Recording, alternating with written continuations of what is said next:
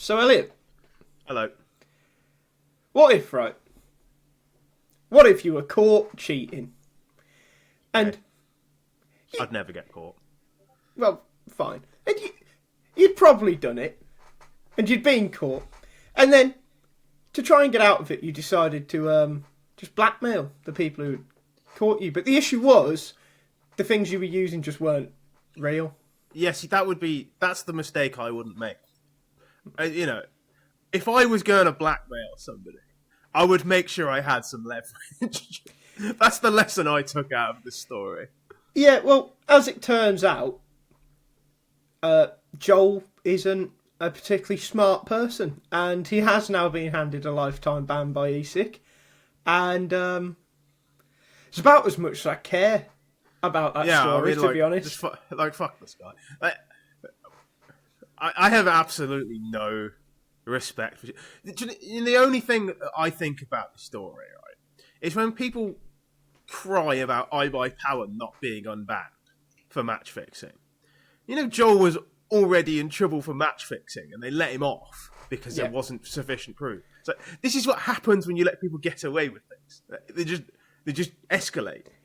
Yeah, and it's just one of them. We needed to open the episode by laughing at him, but we're going to move on now because unlike the last few weeks, it feels like quite a lot of shit's happened this week. So everything has just happened. I mean, the story has just broken like 5 minutes ago that we were not going to talk about, but now it's broken, so we can. Yeah, we'll get to that though because it's fucking funny.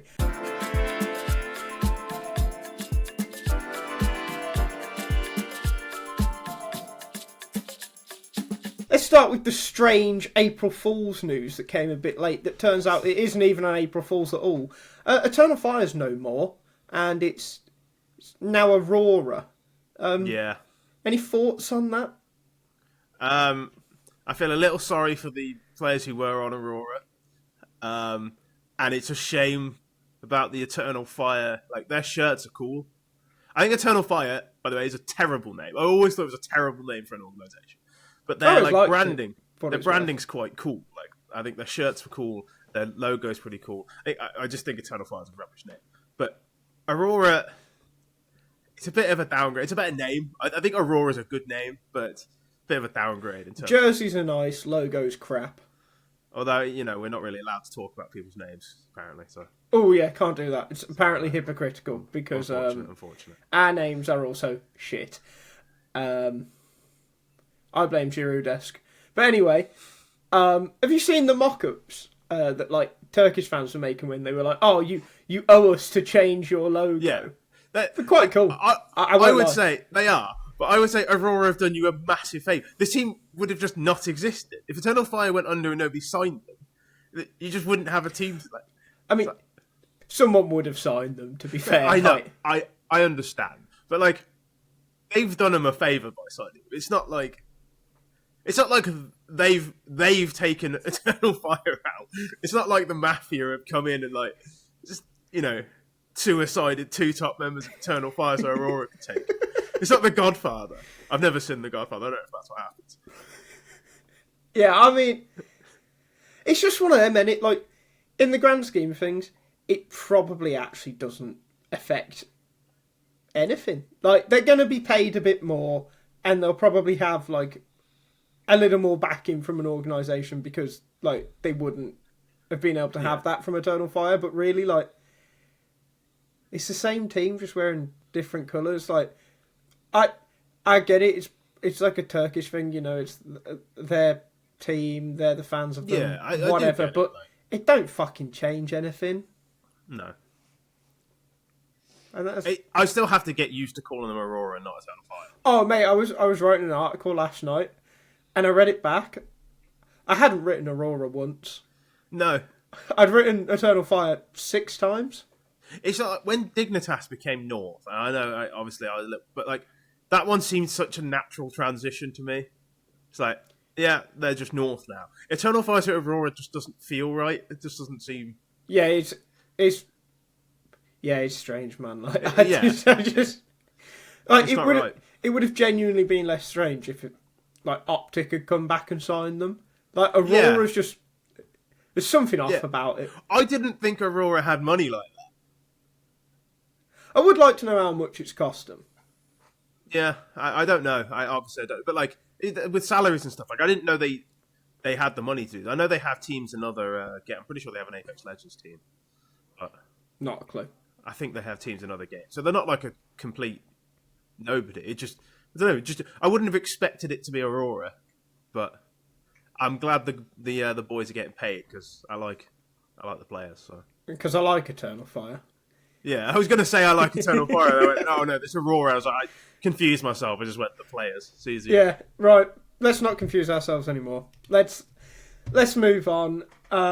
Because there's just so much shit's happened. Let's talk about NIP, right? Because last week we were recording.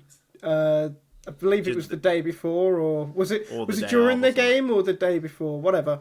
They played Metasport for a PGL Astana qualifier, and they won. Yeah. NIP are actually going to be at a real event. Yeah, and it gave us a really easy tee up for the headline for the newsletter, which was Ninjas in Astana. It did, really and then easy. I stole that and used it in the Blast newsletter because I was feeling mildly lazy. No, it wasn't even that. It's just a good headline. It is a good headline. It's just good. Yeah. But yeah, I mean, my excitement level for that event has now shot up because, like, these PGL events, like,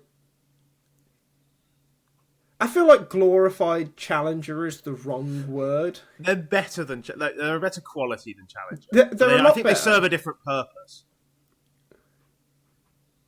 They're more like DreamHack Opens than challengers. Okay, yeah, fair. Like DreamHack Open would have like G2 and North was a final at once. You know what I mean? Whereas ESL Challenger was like there was like 3 Australian teams. Like this is just worse. And to be fair, in theory, Astana's the most legit one because it's pretty decent. Na'Vi and Spirit are both there. Yeah, which I know. I think it was. I remember seeing Spirit were there, but Vitality weren't. Yeah, and I mean Mouse aren't there, which is a shame. Like as with Vitality, but Spirit and Na'Vi, and I'm including Na'Vi out of a fucking courtesy here. Like, they are in theory better than any of the teams. At least Bucharest. Like Mouse were at Cluj. I'd be more confident in Na'Vi showing up and being like they were last year than most teams being better than Na'Vi are now. Yeah. Like, I've got more faith that Na'Vi will be good at an event than, like, I don't know, Liquid. But just for the sake of it then, because this is, like, really the real proving ground for NIP, because we've said what we've said about online games. Right, you can talk about whatever the fuck you're going to talk about in a second. Sorry, yeah. We'll finish this point first. Looking at the team list, I feel like NIP have to get playoffs. Like, I know they have to get playoffs anyway for like VRS, right? Like, it's a massive boost for them. They have to anyway. Like, but in terms of the level of competition, I think just to legitimise themselves, like they have to make playoffs. I mean, playoffs isn't a big stretch at this event. You've got 4 teams who you would think are absolute locks, and then NIP could be easily better than G2, VP, Astralis, Game Legion, Pain, Fury. Like, they should be at that level when you look at the names on this team. Yeah, definitely. Like, there's no reason they shouldn't be one of the best 8 teams at this event. No, I'd agree. And, like, definitely the bottom half of that 8. Yeah. And I guess it depends what G2 we're looking at by then. Again, we'll get to that one. So yeah, I feel like playoffs has to be the expectation, and that should be their aim at least, if nothing else. Like, they have to be aiming for at least playoffs. They should be a top 8 team in this event with the players they've got. That's how I feel anyway. Yeah. The reason I was kicking off, I've got while we're recording during PGL Bucharest, I'm watching MongolZ Apogee, and an Apogee player just won a Tech 9 1v3, including 2 one-taps. Just straight headshot one-taps from, like, control room. Fantastic. Absolutely sick clip. Meanwhile, hopefully we can put it in. Meanwhile, I don't get to watch good stuff like that because I have to sit here with all of the stories open. I've got 3 monitors, mate. Right, well, That would be nice, wouldn't it? I don't have the desk space for that. Go fuck yourself. Right, let's move on. siuhy have been making some interesting moves, and I don't know which one is the most interesting, because obviously they lost Jambo recently, so they've now signed Waro2k, who I feel like we both love. I like Waro2k. Am I certain he's not cheating? I've plead the fifth on that one, but I think he's a good player. I think he's quite stable. He's weirdly stable for a player who just feels like he should be he feels like he should be on this balance. When you hear about there's this talented Ukrainian AWPer who's like killing things in FPL, you're like, oh yeah, here we go. Here's another IDIS. But no, he's actually quite stable. He's been an in-game leader as well in the past. Like, he's quite an intelligent and he's player. okay at in-game leading as well. By Exactly. He was the in-game leader on Monty, who were a very good team. Which is incredible, because I'm not even sure that Waro2k is sentient. I think his English isn't great. I think it's the problem. He has he speaks English, but he's not very confident with it. And you had the chance to interview him before, and he gave one of our favourite interview answers ever, which was at the Paris Major when they made quarterfinals. You asked him, could they go on and win it? And he was like, yes, I've already seen how it happens. We beat Vitality in the final. I get the winning kill on siuhy, which is just a great answer. Completely untrue, by the way. Yeah, just for context. They went out in the quarters. Yeah. And I think it was a 2-0 as well, right? Like, yeah. They were nowhere near winning. Yeah, they were not. They didn't beat anyone in the playoffs. But so anyway, that's move one. They've then signed DemQQ. Yeah, whatever. Who was on that Monty team with Waro2k, and actually I really like that move because, again, not sure if he isn't cheating. Oh no, I think DemQ's legit, and I actually think he's quite good as well.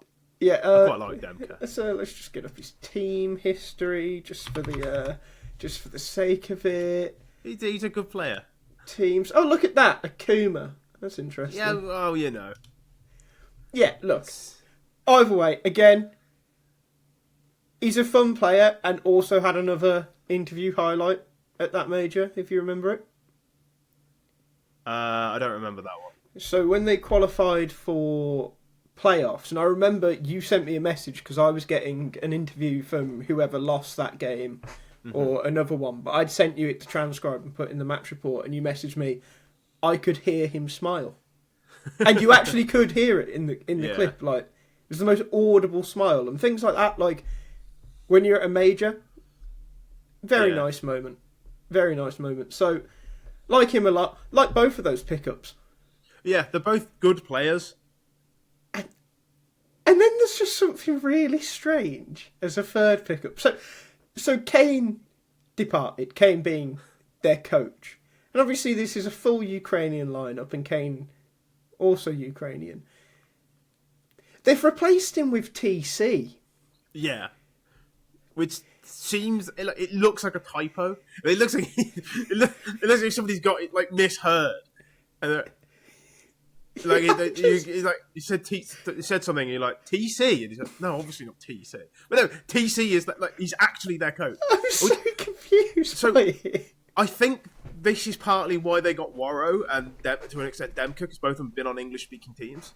So they needed somebody who speaks English as much as, you know. To be fair, I think as much as we said Waro's English isn't amazing, he does speak English. They do also make sense as pickups. Oh yeah, they do. But I don't think they... Okay, I get the other way, sorry. I don't think they'd have picked up T.c if they didn't have Waro2k and DemQQ. But it's just mental. Like, I really can't wrap my head around it. It is really strange. How does that move even come about? Like, seriously? He thought he was responding to a spam DM. And the other thing I want to know is, like, did this come from Kane leaving, or did they choose to replace Kane with T.c? Did they tap up T.c when he left? Like, oh yeah, this is the guy we need. I don't know. I don't know the answer. Also, what has T.c done in the last 3 years that shows you he might be anyway fucking useful to your team? Like, well, they had a good period at the start of CS2. Yeah, only because they realised they weren't doing shit in Go and just started playing too early. They were there on the fucking Dust 2 beta practicing lineups.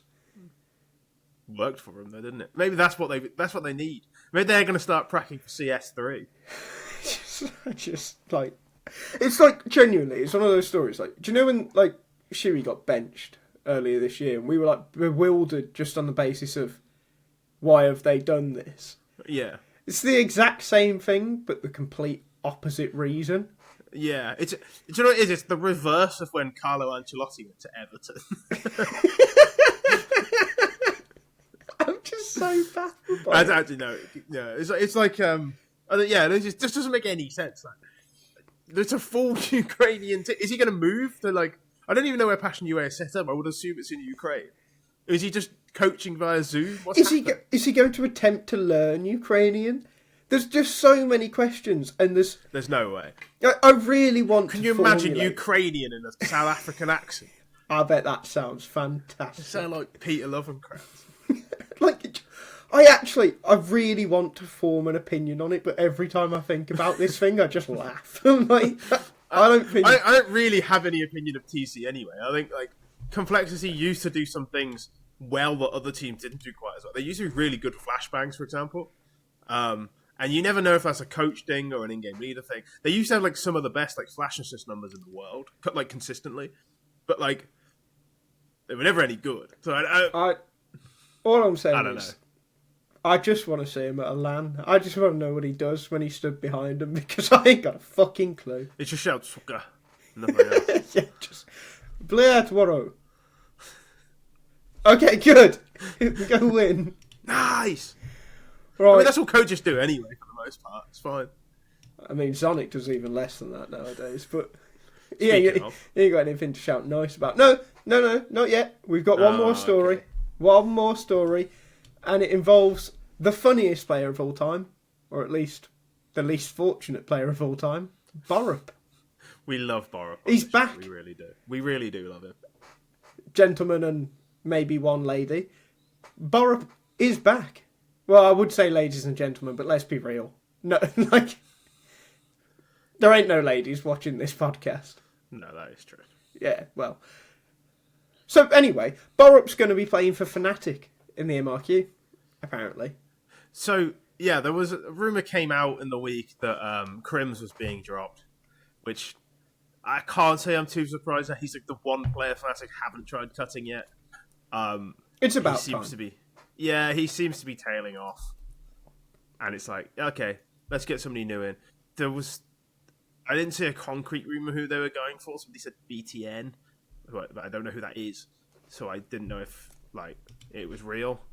And then it was announced today that Borup was standing in for them. So surely there's two BTNs. This can't be... it might have been somebody taking the piss, I'll be completely honest. It's a BTN. I'd never heard of this bloke, by the way. No, I've never heard of him. Just for the sake of it might have been... So BTN plays for Nexus, right? He has a 0.82 rating in the past 3 months. Good player. Guess how old he is? I don't know. 35. It was almost certainly a Romanian taking the piss, then. Yeah, I think it was. So yeah, I don't think that's the case, but... So I wanted to talk about this for a couple of reasons, right? Like, as I said, I think it's about time that Crims departs. Unfortunately. Yeah, because I really like Crims, and any time I've interviewed him, he's like genuinely a really sound bloke. But he has tailed off, and he's tailed off to the point where he's switched roles, and he's tailed off even in those roles. Like, he's not great in those roles. But then we come to Borup, and granted, like, it says in the HLTV thing, like, stand in. Yeah, he's on load, isn't he? Trial. But we come to Borup, and I'm like, is this anything more than a sideways move? Because I don't see how it's an upgrade in any sense. So, I say, it is initially a stand-in, so, you take it with a pinch of salt. I'm higher on Borup than you are, which isn't saying much. I think he's a gifted player, like, mechanically. He's not always the you know, Can I pause you? Make some dodgy decisions. Yeah. Can I pause you a second? What was your opinion on Tizian? Largely rubbish, but would have like one round a year where he was the best player in the world. Because they are the same player. Sort of. I think Borup's more talented, and I think he was badly scapegoated on Astralis, and they've been no better since he left. Fine, but Tizian would have done exactly the same job on that team. Like, he was scapegoated, but he was also just not very good. He's not great, but like, he's a soldier who he sort of has hands. He's not awful. Like, he's not terrible. I don't think he's terrible. Maybe he is the soldier the team needs. I think they do. He is a player without an ego, which is... I rate that quite highly. I just find it... The reason I find it strange, though, and granted it's only a stand-in, but it feels like one of those things where, like, if they make it permanent, I won't be surprised at all. No, not me. But at the same time, like, it just feels weird because you've got Jambo, who you spent a solid bit of money on, and I'm pretty sure, like, it might have been a joke, but they did make the comment after signing Jambo of, like, yeah, we don't actually have much money left now. Presumably Blame F cost a bit of cash as well, and I'd guess his salary will be high. And I guess that Fear also cost a little bit. But you've got Blame F, who is, for the sake of it, let's call him a superstar, right? Just for the sake of it. Certainly on this team, yeah. Yeah. He is. Yeah. You've then got Jambo, who... You're paying money like he's a superstar. Yeah. Fear, who, from all we've seen at the top level, is a really solid IGL. Yep. Probably got a lot to learn, but good enough to carry the team forward. You've got m0NESY, who I think is really good. Anytime I've watched Fnatic, which, granted, ain't that often. It isn't often, but they're a bit too far down the ladder for me to give a shit. But anytime I do watch them, I'm like, yeah, this m0NESY kid, like, he's one they'll have to keep hold of. Yeah. Because at some point, someone's coming calling. He can play. And then you go to Borup. You have to have one player without an ego on this. Like, remember Astralis? No, Astralis made top 4 at Cologne with Borup. Like, he's not. That's not what I mean. Bomb. That's not what I mean. I just mean, like, okay, like Blame F might not have resale value, but m0NESY, Sphere, and Jambo all do. They're all like young within the context of the roles. Yeah. Like, I know Fear's like maybe 25 or something. I might be chatting up my arse. He might not be. But I think he's like 23 or something. He's 24. But in IGL terms, that's young. Yeah. It's not old. And then there's Borup that it's just like, okay, you might be getting him for fuck all, and maybe it's a case of like, oh, well, we'll just replace him when we've got a little money again. It just seems odd to me. It's like what Endpoint did. They had the older players who were just there to help the young players become who they are. Here's a question. How old is Borup? Because I've just been surprised by this. He's like not that old at all. He's like 26 or something. He's 25. Yeah. Like, he's not actually old. He's just been around for a while. He like broke through quite young. Have you also seen the team that he's currently playing on? Fnatic. No. So, like, the team he's been playing on most recently. I don't know. Because it fucking stinks. Is it OG? So it's... Not quite. It's Borup, Kios, Veggie, Bird from Sky, and Crucial. Deary me. That is a team with zero firepower. That is impressively low firepower. That is one of the highest IQ teams I've ever seen. But there are no hands. That's like, you've got like 5 Captain Hooks on that, like, no hands. They've been winning games. Yeah, because they're clever. Like, and also they say Bird from Sky's. He's either a really, really good in-game leader or a radar cheater, depending on who you ask. Hang on, when has Borup actually played for them? Because their most recent games were yesterday. They were playing with Rarland. Well, he wasn't going to play yesterday, was he? Because he was joining Fnatic. Well, fine. So he's probably not been playing for a week. Oh, I have a good story on Crim. No, and then circle back to that. Sorry, the last games before that, they were playing with Red Star and Smooya. When did Borup play a game for them? Maybe he didn't. I have a good Crim story. I don't know if I've told it on the podcast. I think I've told you though. Which is so I went for a drink. Does it involve our good friend Jack? Because no. If it's that story, it wasn't Crim's. No, it's not that one. No, he actually did vomit from Crim's once. Brilliant. And the first time he met him. No, that's the guy who came up with the TLDR branding, by the way. Just to be clear on that.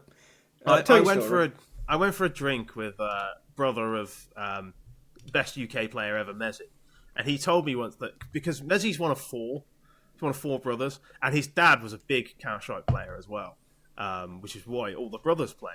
So I asked him once if you ever do all five of you play sometimes. He said, yeah, sometimes. He said, obviously it's hard to get them all on at the same time. He said there was one time there was four of them, and he said m0NESY said, oh, it's all right, I've got a fifth. And so they were waiting in the lobby, and he invites Crims, and he was like, this guy was like, he's like, fucking hell, I've never played so badly in my entire life. He's like, I thought I was just pugging with my brothers and my dad, and then fucking Crims is on my team. He said, I've never played so badly in my life. He said, he's apologising to Crims. Crims obviously didn't care. He was a pug for him. He's like, I'm so sorry. I'm never this bad. Can you imagine you just yeah, I've just got a fifth, and he invites a major winner Crims. That's the thing, right? Your relationship with CS must already be strange because your brother's gone on. He's won a Cologne. One of the other brothers is a semi-pro, I think, as well. Won a Cato. He's most likely going to win a major. But then Crims joins, legitimate legend of the game, who based on when m0NESY got into it, you're probably all looking up to Crims. Yeah, exactly. You'd be fucking starstruck, man. I don't blame him for playing bad. He said he was. He said he couldn't talk either. He didn't even know what to say. That was my Crim story. My favourite Crim story is just the amount of snus he gets through during a best of 3. Yeah, it can't be good for you. I will say I've never met a Swedish man who didn't take far too much snooze. They all do. I know that you won't have tried that. No, God, that shit is the worst thing I have ever tried in my fucking life. It is, and you smoke. Horrible. Yeah, no, it's horrible, man. It actually burns, and then you speak to people, and they're like, "Oh, it doesn't burn anymore." I'm like, that's not a fucking good thing. No, it's like people who are really into whiskey, and it's like, yeah, you've had to get through that stage. It fucking hurts. As someone who smokes a pack a day at an event, you motherfuckers need to stop. You've got a problem. I think I have smoked one cigarillo in my life, and that's about it. A friend of mine from school passed away, and his favourite thing to smoke were these caramel cigarillos. So we all smoked one in his memory, and it was fucking disgusting.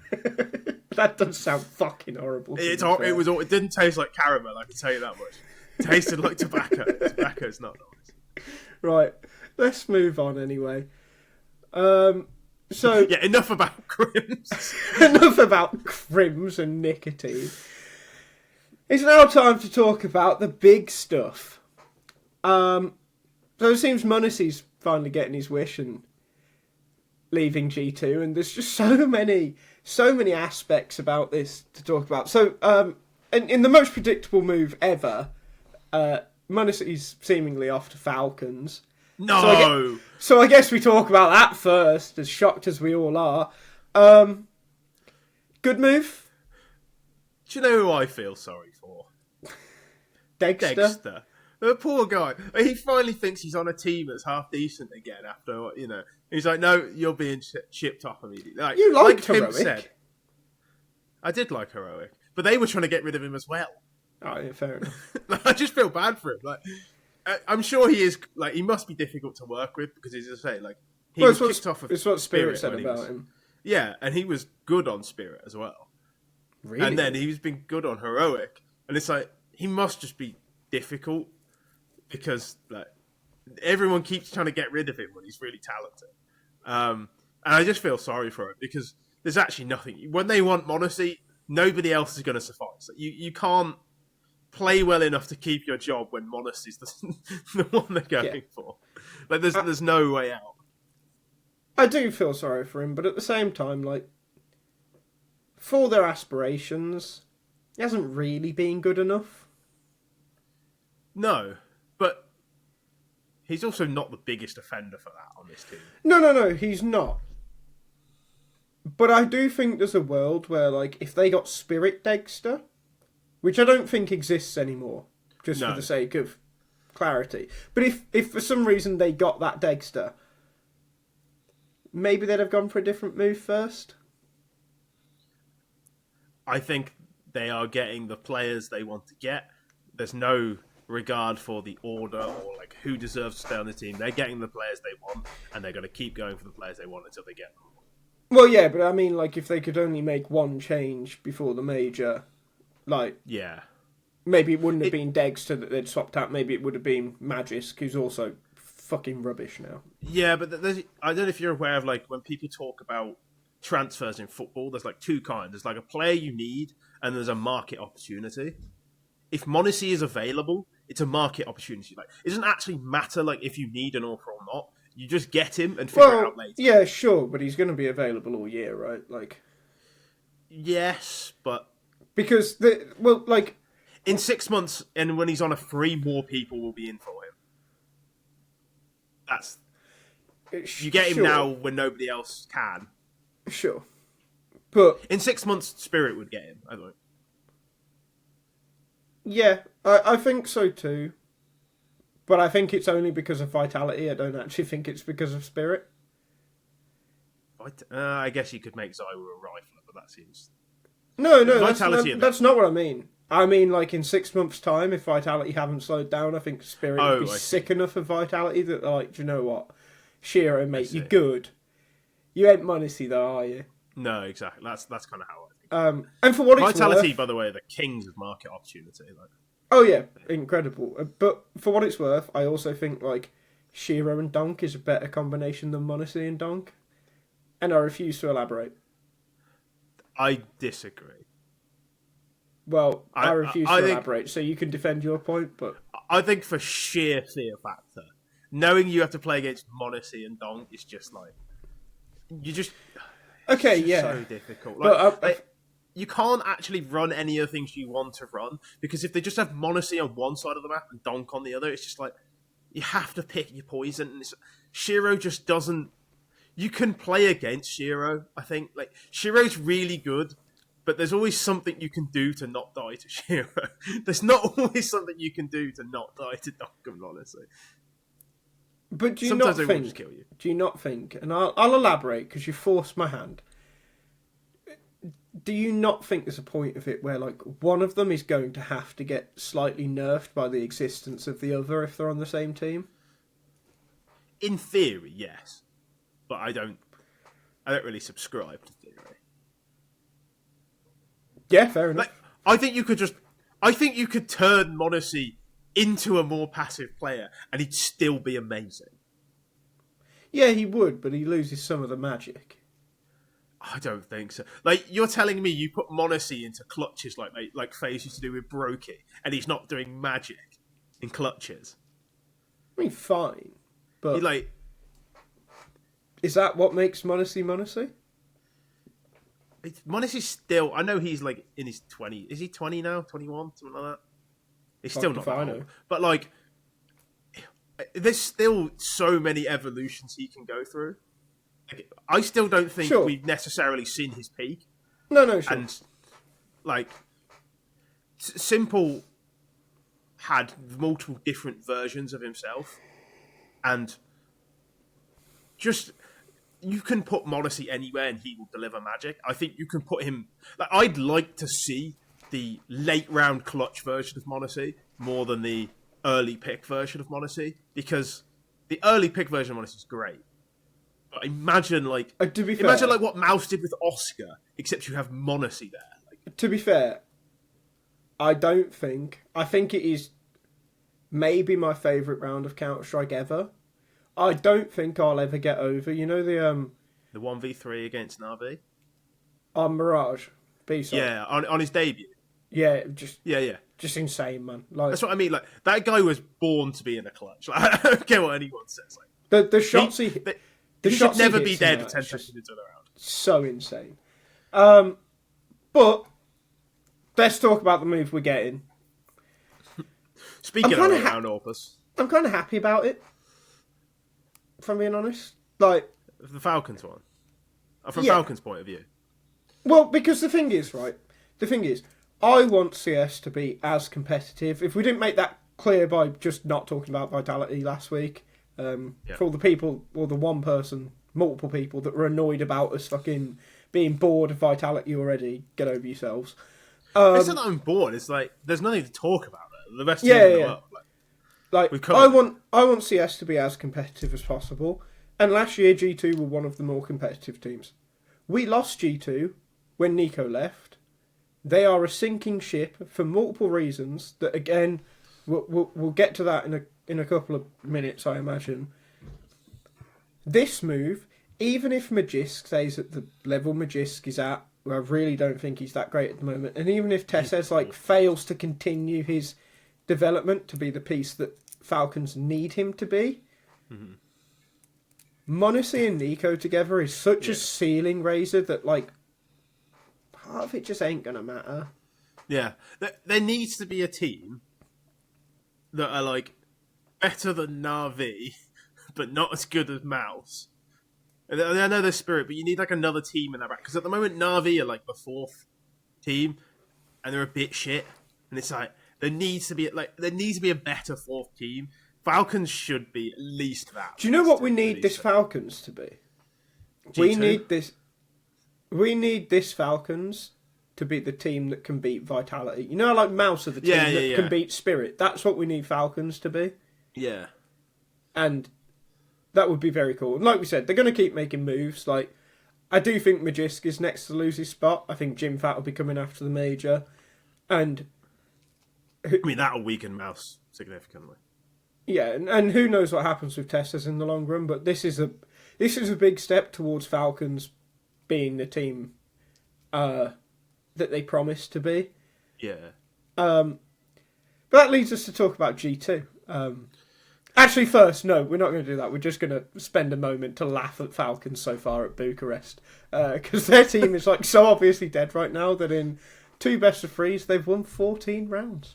Yeah, I mean, this is They've got this is Australian team level. Blitz. This is bad. Because by the way, they we got both 3 against Game Allegiance. So we both like Game Allegiance. So 3 is extreme, but at the same time, great. The other team was fucking Complexity. Yeah, and they got 11 against Complexity.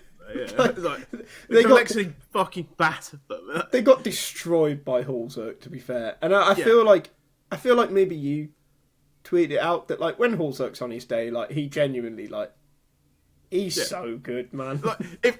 Genuinely, we've said this on the podcast. When MongolZ is on it, he's.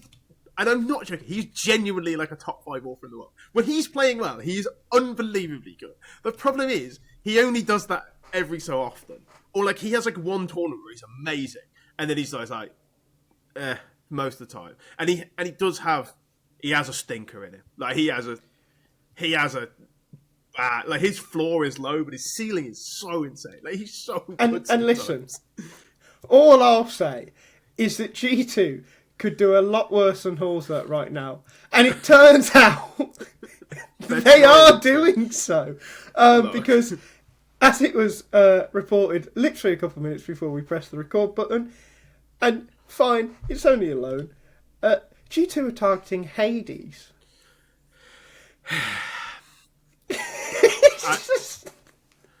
Look, man, look, Hades, I like you. I think you're decent. You're not a m0NESY replacement. This isn't on you. It's not your fault. It's just if you hear this, I don't want you to think that we just think you're dog shit. Because Sam might do, but I don't. I don't think you're dog shit.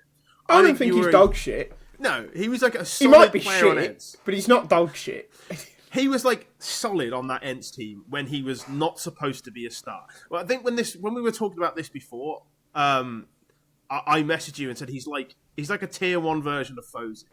He's never the best player on his team, but he does a lot of the less flashy parts of AWPing he does well. He's very solid.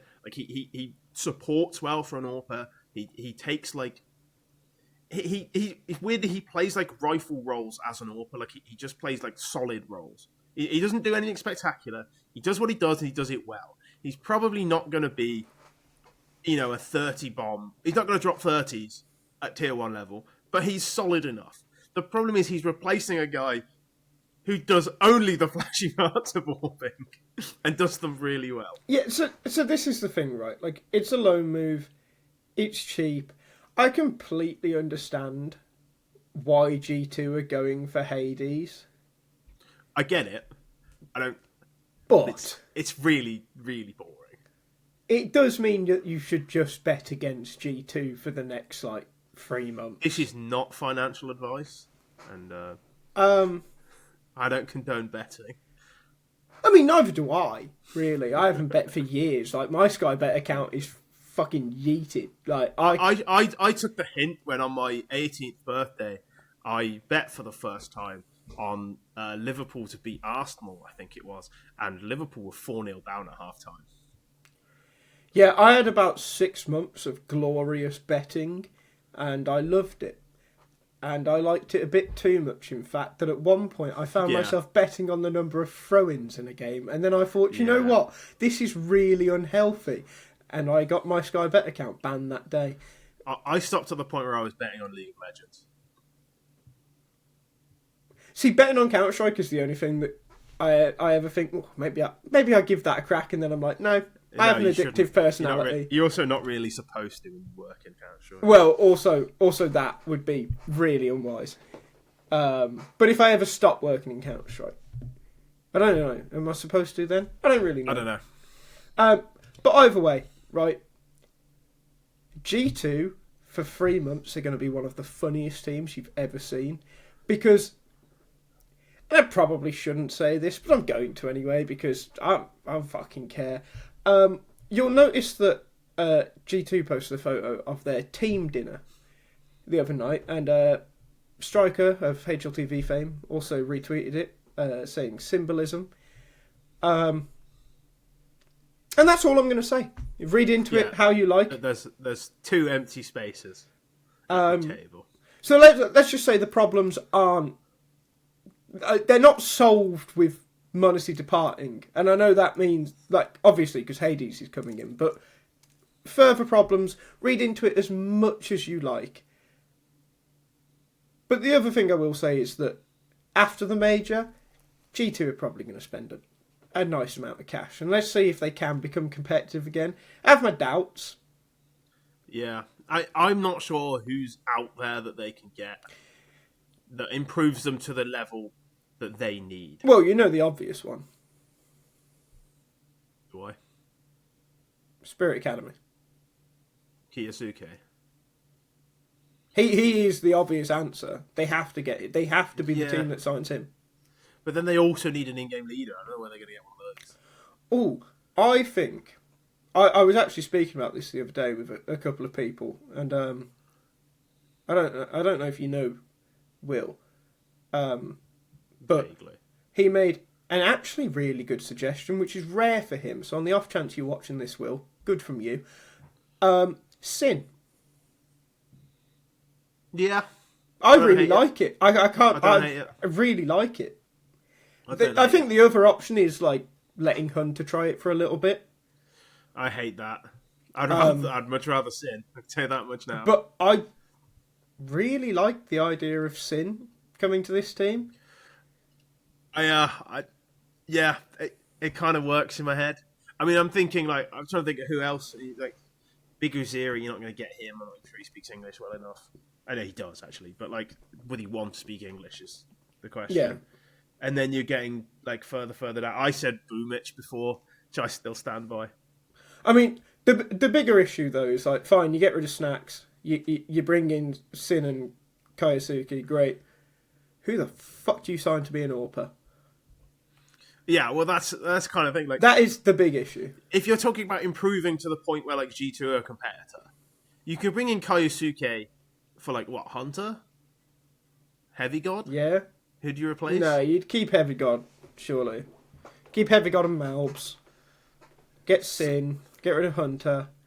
Then who becomes their support player? Is it Heavy God? Is it MongolZ again? Probably Heavy God. Okay. And Sin lobs flashbangs like Apex. Yeah. I meant like an anchor rather. Support player is quite an outdated term. Probably Heavy God. Like, I I'm feel looking like down their the list, best but- options for AWPers is like a Hallzerk or Dexter. There's no way they sign either of those. You've got to like.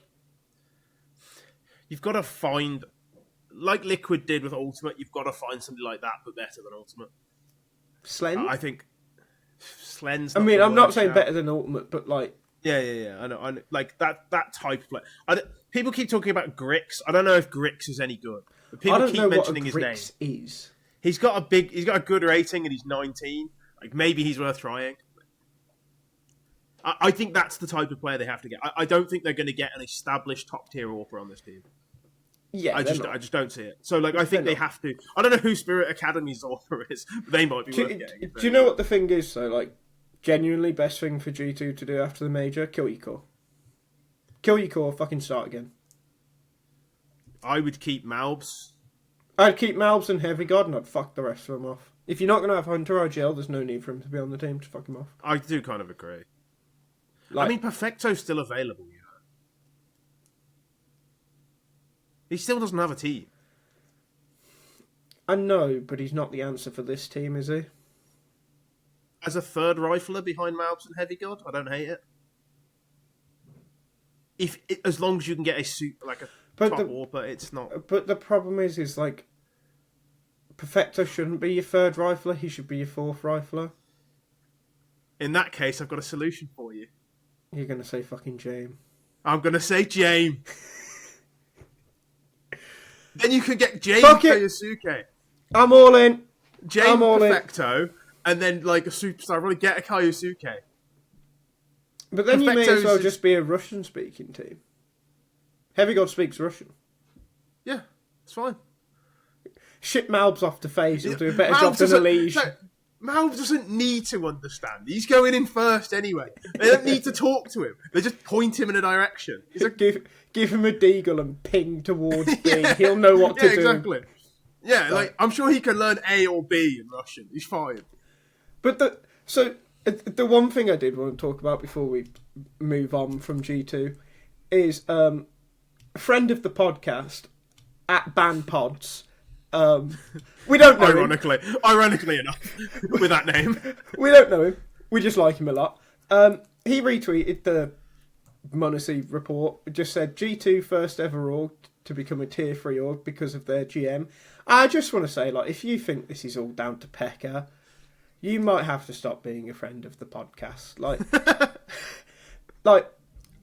I am really sorry, but Pekka has no say in any of this. Like, there's nothing he can do about the fact that m0NESY's contract's running out. Nico wanted to leave, and the org also wanted Nico to leave. You need to understand that. They did not want Nico to stay. In which case, they were never going to keep a hold of m0NESY. And he just wants to leave. Like, what the fuck can Pekka do? He's still... Let's say he does make the signings right, which I don't know if he does or not. Right? He's still got Heavy God and MongolZ, which are really good. Snacks and Taz, whatever. Right? Questionable. But he's made more good moves than bad moves. So, give him the benefit of the doubt. Yeah, I don't know. G2, as I say, wanted to get rid of Nico. m0NESY's contract's running out. There's not a whole lot you can do about it. Like, it's just one of those. It's only people have a go at Liverpool for like letting Trent go. It's like he wants to leave and his contract's running out. There's nothing you can do. Well, it's like I've seen people bring up Spinks as well. Like, why didn't they sign Spinks? And like, again, I slightly need to be careful of what I say here. But from what I understand, G2 are only trying to sign certain types of players, and this is coming from higher up, where like they want a certain type of attitude and a certain type of mentality, and people like siuhy, and given what we've said in the past few weeks about siuhy and speculation and what we may or may not know, and Spinks, they just ain't really that. Like, they don't fit the mould of what G2 are looking for. Yeah. So get over it. Yeah, when you think about it, though, Spinks kind of really would help this team on a inside. He massively would have. Yeah, he's better than Heavy God. But if it's coming from up top, it's coming from up top. And of course. I do understand. But I don't think this guy knows. I think he just kind of assumes the GM does things. It's fine. Whatever. Yeah. Just as a point, MongolZ just lost 2-0 to Apogee, by the way. We'll talk about that in a minute. We need to move on because this is about to become an hour and a half, 2 hour long fucking special episode. We need to hurry up. Right. So, another big transfer news. siuhy's got a team again. He's gone to Liquid. And in this case... This would be a great move and they'll probably win every game ever. Until they don't. Which they haven't so far, in fact. They've lost 2 games. 1 to Virtus Pro and 1 to Legacy. The same Virtus Pro, by the way, that got smacked by Rare Atom a day before. Yeah, Liquid, they signed siuhy. I don't know how much time he had with this team. He either needs more or less time. Because this team fucking sucks. But so, it does suck, right?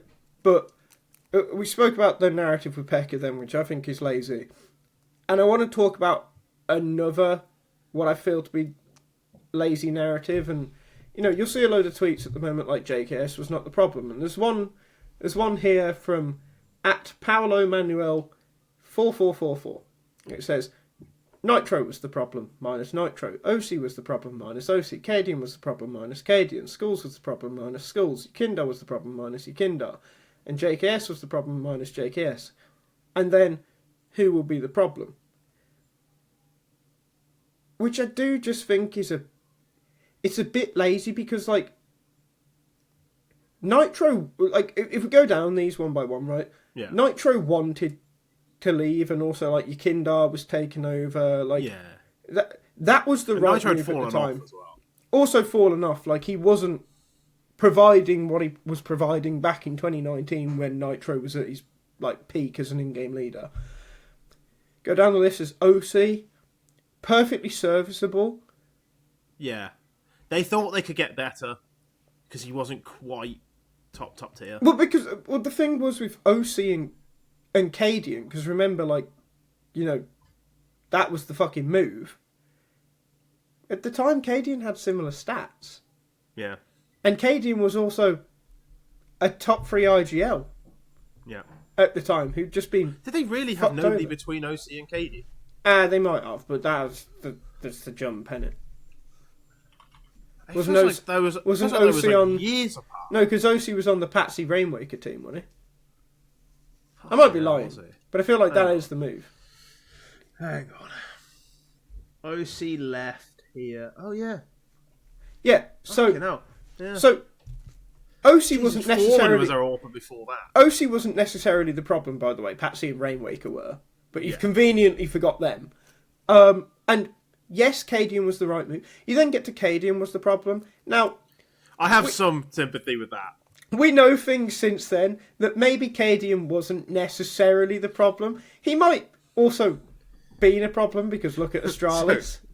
So my take on Cadian was he came to Liquid was oh yeah, I don't want to in-game lead like I did on Heroic anymore. It's why? That was clearly the best period of your career.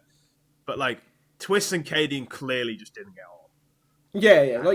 The Liquid team did not want to be RGL by Cadian. They may have thought they did. So, they quickly soon realised they didn't. I sort of understand what he's saying. If you kick Cadian because you don't get on with him, you should probably get an in-game leader. You then get to Skulls. Skulls legitimately was a problem. Skulls was not good enough. His T-side ratings were fucking appalling. Yekindar, I have some sympathy for because oh no, he was rubbish on this. No. No one could succeed in the way that Liquid were asking Yekindar to play. Yeah. But he was crap even in those roles. And he was also crap before those roles. Yeah. And then you get to JKS. JKS was the obvious person you remove. Yeah. He didn't have a spot on this team in a logical sense. So yes, all of these players kind of were or were not the problem, but they all made sense. Which is why the take of the week for this week is a response to this from Stamina saying it's easy to build this narrative. It's also just as easy to say all of those pickups were wrong as well, to be honest. Liquid has a history of making the cheap choice. Yukindar was the best decision they've made on the list, but they've ruined it by letting him IGL. And I don't think it's entirely true. I think Cadian was a fucking phenomenal decision that just they got really unlucky that it didn't work out. Yeah. But it's just I feel like such a lazy narrative. A lot of those players are actually half decent though. Like I think that's the problem. People see that like these players are good and they weren't good on Liquid or whatever, so they like make this, and it's like the problem is that they were bad fits on Liquid. Yeah. Because Liquid are a strange team when they need like really specific like models of players.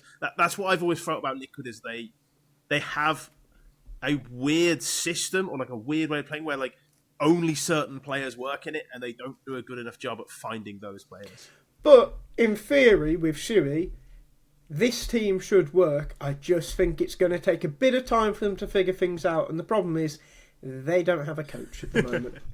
So siuhy's got to figure it out all on his own, which he's probably capable of, but he has had Cyclone and Ash behind him for the past however many years, and they are both very capable coaches, and that is very evident by the results of their teams. Yeah.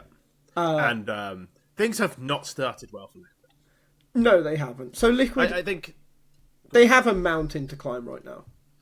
Yeah, I think one of the big problems, when I looked at that Legacy match, when I was writing the newsletter yesterday, it's like, you look at that scoreboard, Naf and Nert have a combined 30 kills in a BO3 against Legacy. Like, these are your two big hitting riflers. These are the two, if you're backing Liquid to the head, I'd say Twist and Nert should be the big hitters. I would say Naf and Nert are the big hitters. Twist is usually at his best as the second or as an auxiliary star. Fine, but that's not what he's going to be on this team.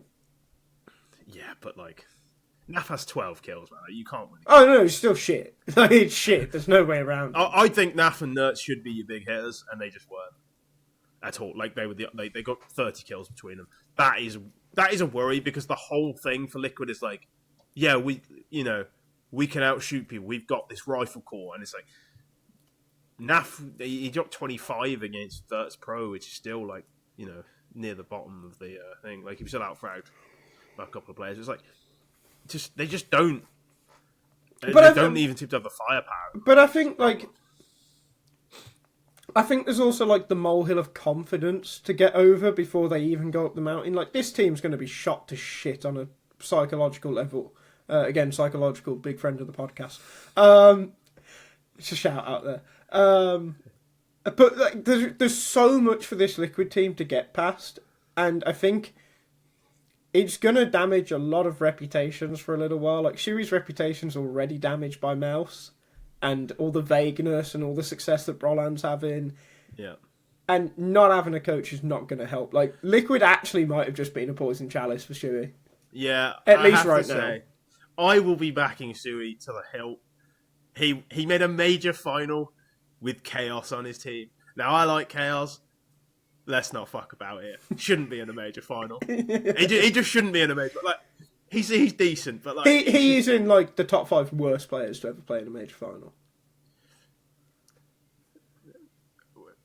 Get right, Devil Walk. I just wanted to say get right. He's not among the top 5. Let's put it that way. He turned a Mouse team that was middling into a genuine top 5 team for a while. Yes, they had problems on stage, but they weren't even getting to stages before he was there. I will back siuhy. Even if he fails on Liquid, I will back him, because what he did with Gamer Legion is unheard of. So I'm backing him forever. Even if Liquid win 2 rounds in every map they play for the duration of his time in game leading, I will still back him. Yeah. This is a poison chalice. It's like the England But job. it just might be a poison chalice. But before we move on, and I told you I was going to ask you this earlier, I do want to ask you a question. Na'Vi and Liquid, currently, and Alexi B and siuhy, currently, would both teams be better if the two IGLs swap places? I think Na'Vi just needs something a little different, and I think siuhy could just sort of like reinvigorate him a little bit, make him have fun again, which is what he seemed to do after Dexter and Mouse. Like when you talk to the Mouse players after siuhy came in, they just all seemed a bit happier. Obviously, they were winning more, so that helped. But like they just seem to be in a better mood all the time. Na'Vi feel like a vibe graveyard right now. They just need a change, pick them up. So I think they would, and I think Alexi B would slap some discipline into the Liquid players. So I actually think, yeah. However, the big loser there is Alexi B, who has to go to Liquid. Yeah. But, like, the reason I ask is I feel like Alexi B's been through the Blade School, so, like you say, he can slap the discipline in. Like, it'll do all right, he'll rebuild the system, and it will work. Twist will pout, though. He will pout. Oh, he will. He'll be a little prick. But, like... but I feel like... Look, it's just the way it is. But I feel like siuhy could maybe benefit from the Blade School. I don't know. Maybe. I feel like he's had 2 good coaches already. Like, he should have the basics down. He just... I just think Na'Vi just need a change. Just something to make him have fun again. Because they look miserable. Yeah. Na'Vi ain't a fun place to be right now. I can guarantee that. No. Know nothing about it, but I can guarantee it. Well, I applied for a job there and they never responded, so... Oh, then it must be miserable. Right. If they don't want me, they must be miserable. Let's move on to the final story, and this might not be an hour and a half long special episode. So there's a tournament currently being played, PGL Bucharest. It's a studio event with a 1.25 million prize pool, which is absolutely ridiculous, and I hope PGL actually do realise that that's fucking stupid. Because as much as I will occasionally make my thoughts clear on PGL, don't go out of fucking business because you're putting 1.25 million into a studio event, you dickheads. The first thing we need to talk about is FaZe. Elliot, I'm going to let you have free reign for a couple of minutes because I know there's a tweet and an opinion from last week that you might want to bring up.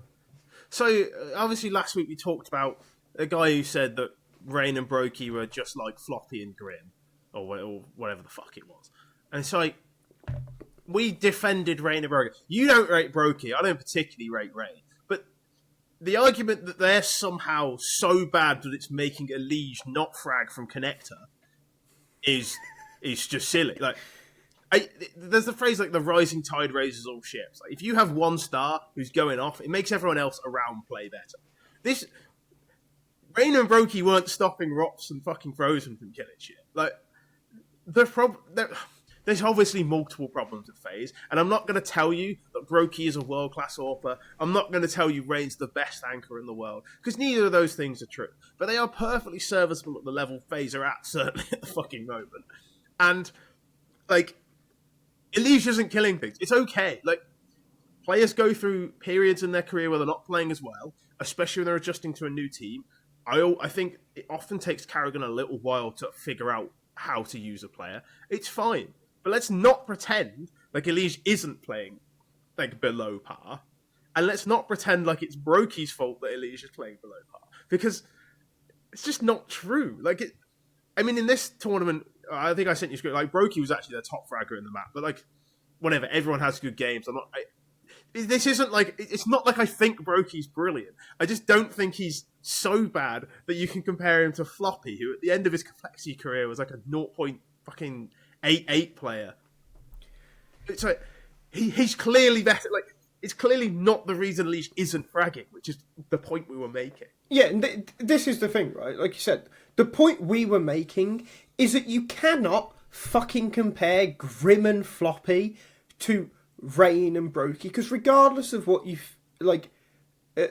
you have a point about the way Rain and Brokey have been playing recently. Neither of us was saying that. But Rain and Brokey are also, even at this level, a fucking level above Floppy and Grim. Yeah. And I like Floppy. And when Brokey figures himself out, by the way, because Brokey does this all the time, this might be like the the lowest he's gone for a long time. But Brokey does this a lot. When Brokey figures himself out, he's what, like a top 5 AWPer? I've got my issues with Brokey. Yeah. But he's pretty fucking good when he's good. Yeah, like, that's the thing. Like, if you're going to compare Brokey to anyone who plays it, it's Holzer. And I think you'd actually have more of a point there. But nobody was looking at... Actually, there was a point where people were looking at Holzer and going, oh, maybe he's the reason they're not winning. Which, again, proven ridiculous. Elige... I don't want to call him overrated, because I think that's unfair. But I think there's a sort of mythology around Elige that I think slightly outstrips his actual ability and achievements. Like, yes, he's been part of one very, very good team, but that same very, very good team got sick of him. There's a reason he was on Complexity, by the way. It's not like he got kicked from Liquid because of, I think it was probably out of server issues. And I think that's a thing that people often brush over with Elige, is he does have some out of server communication problems. Like, it's a common thing in his teams, and this happens. Didn't get on well with Simple. Yeah. Part of the reason why Twist left. Yeah, exactly. And this is the thing, like you just said, right? You'll constantly get people saying that Elige is the greatest player in NA history. At this point, it's just a fucking longevity thing more than anything. Because there is no way. Anyway. There is no way that you can think that and not think it's fucking Twists. Yeah, I think so. I think it's quite obviously Twist. It's without a doubt Twists. And if you're talking peak, I mean, if you're talking a small peak, you could talk one tournament, you have to pick a Cloud9 player, because that was the greatest achievement NA's ever had. If you're talking a slightly longer term peak, you probably pick it probably is NAF or Elige. But Twists has been part of 2 Grand Slam teams. He's the only player to be part of 2 Grand Slam teams. He has a more legitimate shout for best rifler ever. Never mind best NA player. I actually think Twister's best rifler ever isn't the most ridiculous statement in the world, because he was part of 2 Grand Slam teams. Like you said, by the way, then you can also make the argument for NAF, which I think is a really solid argument. By the way, no, I don't think it's unfair. I think you can argue Tarek or Stewie and not be ridiculous. I think Tarek's Stewie on ridiculous, but Stewie, that's what I was going to say once I got Naflov out the way. Stewie, you absolutely can. Because not only did he win the major on Cloud9, he also got Liquid to the point where he could actually fucking win an event. Yeah. He is maybe not the greatest player in NA history, but he's by far the most impactful. Yeah, I was going to say the most impactful. I had my problems with Stewie. I just don't like him. To be quite frank, I just don't like him. I wanted him to do badly. But it's hard to argue against his efficacy as a player. He's just so effective. And he was the player that's made Liquid win when they already had Elige. It's not that I think Elige is bad. Do not take this to mean that. I think he's quite clearly a level below Rops. I think he's probably a level below Frozen. And it's the reason he isn't fragging as well as these players is because he's just not as good as them. It's not, and that's not it's not offensive to say you're not as good as Rops, because not many players are. There's 3 players in the world better than Rops. And remember, right? Liquid signed Jakindar to basically push Elige aside. Yeah. Elige was already not the player Elige was, right? Yeah. And they played in 1 or 2 finals before he left. But the one I'm thinking of was the ESL Pro League against Vitality, the one that they won just after signing Spinks. Go look at that scoreboard and tell me where Elige is. Yeah, again, it's not that Elige is bad. It's just that you can't keep blaming other players when he doesn't play well.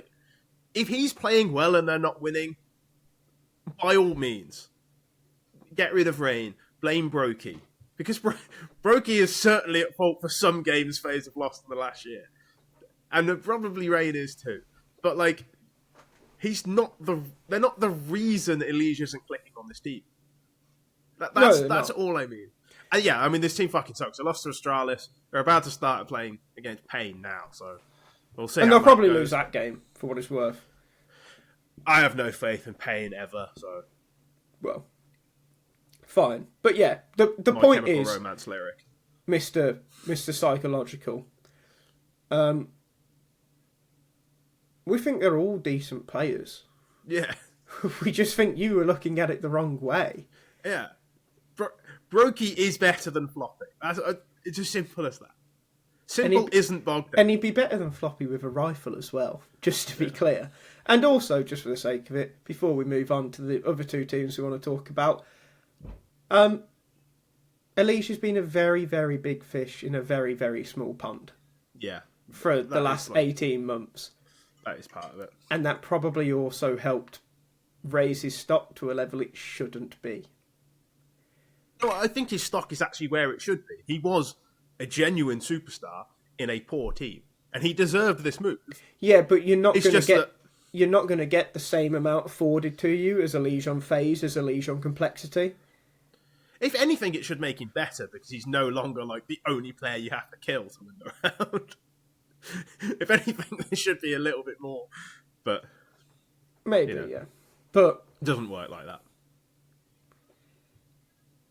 Yeah, I just move on. I need FaZe to be good again, man, because like it kind of does suck. No, I'll never get sick of FaZe losing. No, but like when FaZe are on, they're so entertaining, Elliot. I disagree. I just want them to lose every game. All right, whatever. Move on. Okay, the Mongols. We got to talk about the Mongols. Yeah, rubbish. What the fuck is happening to the Mongols in Bucharest? Didn't I say last week, like, they should win this, but they absolutely won't. Because they just do this. Like, when their stock's highest, a bit like Spurs, like, when you think Spurs are flying and they finally, like, got a chance to do something, you just know they're going to bottle it. That's exactly what Mongols have done. They were awful. I mean, they lost at Apogee. Yeah, I mean, they've lost 2-0 to Apogee, and it's a 13-8, 13-11, and it's just like... I was watching the 13-11 on this, and it was like, they actually... They came back from... They were like 11-5 down or something. They won a 2v4 at one point as well in that. I can...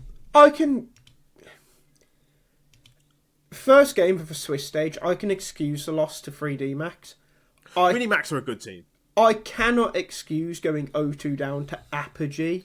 Yeah, exactly. That's what I mean. It's like, losing 2-1 to 3D Max will happen to good teams. I'm serious. 3D Max are like, I think one of the hardest teams to play against in Tier 1. I know there was a quote from Mongols where it was something like, they're being easy to play against. They are not. They are a nightmare to play against. Well, because the thing is as well, and I can't remember if I wrote this in the newsletter or if I wrote it in the Blix preview for Bucharest, I did. But I said, like, as long as these, like, by these two I mean Aurora and the Mongols. Yeah. Notice I said Aurora then. It's good from me. Well, as long as those two teams didn't face each other before in the playoff bracket, anything less than the finals, bad, yeah. Kind of very bad for these two teams and where they're at currently. I think you said last week either FaZe or Virtus Pro would win this. So I said Virtus Pro. It was kind of a joke, but it was also like either FaZe or Virtus Pro. Did I say FaZe or Virtus Pro? Like, I listened back to it yesterday. Yeah. Fair enough, but like Virtus Pro was like kind of a joke, but also I was there and I was like, wouldn't surprise me. It would definitely surprise me. And yeah, but this event, I feel like this event was always going to turn up something fucking stupid. Who's going to win it now? Like, no, right now I have no clue because the first day there was. Hang on, is this? Like nearly every game was an upset, wasn't it? Like it was so bad. I was going to say, is it a hot take to say that?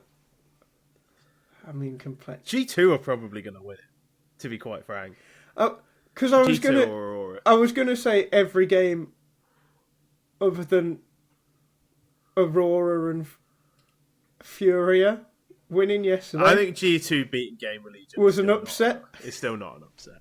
Well, that was going to be the hot take part of it. It's not an upset. It's not an upset. I don't care if m0NESY doesn't talk to his teammates. He's still second best player. Like second best all through the world. But yeah, this event is fucking wide open. It's all over the place. Because like Astralis beat FaZe. Liquid are now 0-2. Falcons are 0-2. MongolZ are 0-2. Like, MongolZ Liquid might be an 0-2 game. There is look. There is at least one team that shouldn't be going out 0-3, going out 0-3. Yes. Yeah. Like, it's either Pain, FaZe, MongolZ, Liquid, or Falcons. 2 of those go 0-3. I don't think any of those teams should be going 0-3. Okay, yeah, but it's 2 teams that shouldn't be going 0-3, going 0-3. And I bet whichever 2 teams don't go 0-3... Go 1-3. Probably go 3-2. MongolZ will go through somehow. Or like MongolZ or FaZe, one of those who's going 3-2 from here, definitely. I will say though, but like, I know this Apogee loss is like unforgivable, but if the MongolZ go 0-3 now, I'm just gonna kind of write it off and just forget it happened. I'm probably not gonna think too much about it. I will be worried. I'd be more worried if a month till the major. No, but I'd be more worried if they lost in the quarterfinals to someone that they should beat than they just like 0-3 after their fucking schedule. Like, their schedule's so packed, man. Yeah, I don't know. I'm a little worried. The major's not far away. It's June. If you're getting burnt out already. I guess. But anyway, the last team we wanted to talk about is Rare Atom, because we can't go an episode in which an Asian team has done well and not talk about that Asian team doing well. They absolutely fucking dicked on Virtus.pro yesterday. Yeah, we'll ignore the fact they've lost to G2 today. There's so many 2-0s in this event. Like, even games that shouldn't be 2-0. Or should be 2-0 one way and just 2-0 the other way. We're at them 2-0'd Virtus.pro. Complexity 2-0'd Falcons. Like, it's not 2-1. Yeah. 2-0. And this is like... And Summer and somebody fried them. Electronic and Flamus have got 17 kills each. Like, what the fuck is wrong with Virtus.pro? I know what's wrong with Virtus.pro. What is wrong with them? 1, they've got Electronic as their IGL. 2, it's pretty horrendous team building. It is. They do have like 4 of the same player and then ice. Like, this isn't a team that should be playing together. No. I used to say about PSG, like when they'd play Kolo Muani, Dembele and Mbappe as a front three, it's like, you've just got 3 players who just want to pick the ball up from deep and run in a straight line at goal. Yeah. And like Virtus.pro have Fame, Flamus and Electronic. Like, they all just want to do the same thing. Yeah, Listen, this is what I mean by when I said Virtus.pro were going to win. It was like partially a joke, because the only way VP can ever win is if like stars align and they all just decide that they're going to hit every head for an entire event, because this team is rubbish. Like, there is... I mean, I'm not the one who backed them, you know. There's no reason why this team should ever fucking succeed. Ever. No, Aurora are like your best bet for winning now, because they say like Rare Atom have 1-1. They ticked VP and lost to G2. It's like G2 and Aurora, you've done what you're supposed to do. Everyone else, I'm just shrugging my shoulders. I actually think there's like a good chance 3D Max top 4 here. Like, they're a genuinely good team, and there's a lot of poor teams for them to feast on. I mean, at this point, like, let's say the MongolZ don't make it to the playoffs, because I think maybe we're looking at the MongolZ differently if they make it to the playoffs. Yeah, of course. But at this point, I guess top 4 of G2, Aurora, 3D Max, Gamer Legion? I'm not against it. I think, yeah, that seems the most likely. But there's so many strange results already. Like, maybe it gets more normal, but if it keeps on this strange, top 4 could be anything. I will say, though, of that top 4, the only team that I know for a fact doesn't win it is Gamer Legion. I don't know if I know that for a fact. G2, Aurora, 3D Max could all win it. Yeah, there's something about 3D Max that makes you think if they get to a final, they're going to win it. I don't know what it is. Yeah. They just seem quite resilient. Which pains me, because I typically refuse to admit that they are good based on the fact that they're French, but sometimes I've just got to do it. Yeah. Oh, no, they are like, they're one of the smartest teams in top tier CS. Yeah. And now I feel sick. So now I'm going to go and throw up. Yeah. That's the end of the episode. We've said something nice about French people. We shan't be back next week just because we've said something nice about French people. The show's over. It's done. There's a chance I won't be back. Yeah, I was going to say, in all seriousness, there's a chance Elliott won't be back. You might not see him for a little bit. Yeah. The shirt's a bit of a hint there. But... Yeah, and if that's the case, honestly, I don't know what's going to happen. I'll get someone. Someone will appear. Maybe it'll be Mac and James. Maybe that has to be an episode. They can and actually... we'll produce it. Well, I don't know about that. Exactly. Certainly won't be editing it either, but, you know, maybe I'll actually let them have a voice. Nah. No, probably not, actually. Bring back But either Logan. way. Bring back Logan like that YouTube commenter wanted. Logan's coming back for a week. Oh no, that was a Twitter bloke. Shout out to him actually. Let me just for the sake of it, let me shout him out before I say our names and stuff. Where is he? Fucking what was his?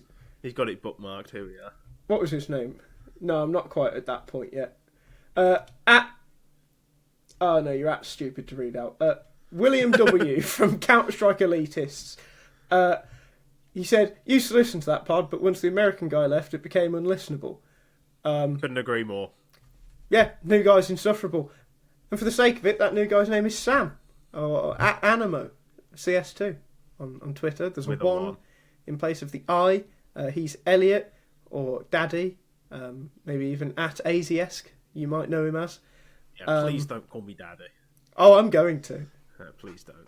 I'm going... Papa? Alright, cool. You should now be known as Papa. Christ, that's a scary thought. Anyway, Mac and James also exist. You might eventually get to see them. You'll probably definitely see Logan. Who knows what the future holds? But we'll catch you in a bit.